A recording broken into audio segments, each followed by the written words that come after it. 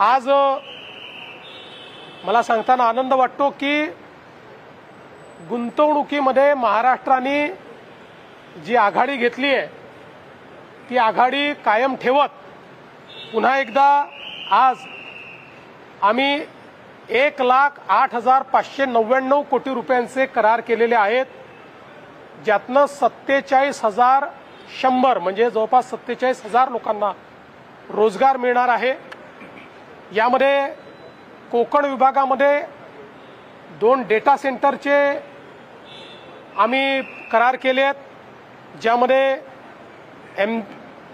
MGSA रिअल्टीज 5,000 कोटी रुपये गुंतवणार आहे डेटा सेंटरमध्ये, आणि लोढा डेव्हलपर्स हरित एकात्मिक डेटा सेंटरमध्ये 30,000 कोटी रुपये गुंतवणार आहेत।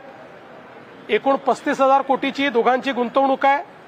16,000 लोकांना यातनं रोजगार मिळणार आहे। नाशिक विभागात मला अतिशय आनंद वाटतो की या ठिकाणी नंदुरबारमध्ये मेसर्स पॉलिफ्लेक्स कॉर्पोरेशन लिमिटेड ही जवळपास 2100 कोटी रुपयाची गुंतवणूक करते आहे आणि त्यातनं 600 लोकांना रोजगार मिळणार आहे।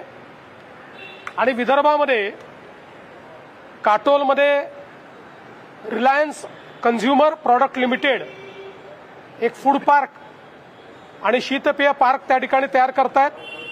1,513 कोटीची गुंतवणूक आहे, 500 लोकांना रोजगार आहे।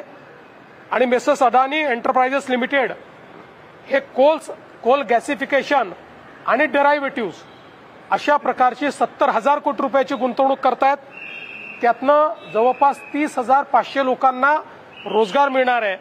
अशी एकूण महाराष्ट्राच्या विविध भागांमध्ये 1,08,599 कोटीची गुंतवणूक आणि 47,000 लोकांना रोजगार याचे करार आज आपण या ठिकाणी केले आहेत। उल्लेख केला कोकण खानदेशचा उल्लेख केला, पण मराठवाडा ज्या भागात खरं तर अनेकदा बेरोजगारी हे देखील अशा पद्धतीचे आंदोलन ज्यावेळेस होतात त्यामुळे एक मुख्य कारण त्यापैकी एक राहिलेले मराठवाड्याच्या बाबतीत येत्या काळात किंवा मागे जे प्रोजेक्ट झाले त्या संदर्भातली काही आढावा बैठक आहे।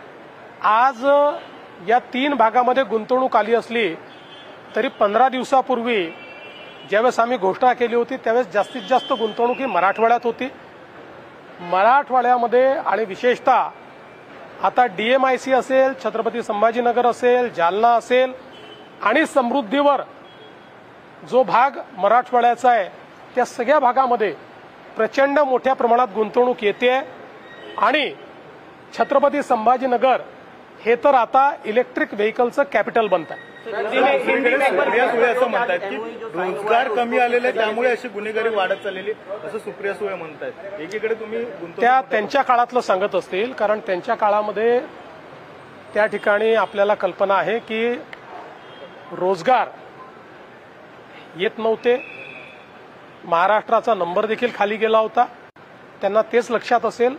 आता चांगल्या पद्धतीनं इन्व्हेस्टमेंट येते, आपण देशामध्ये नंबर 1 आहोत आणि रोजगाराची निर्मिती देखील चालली आहे।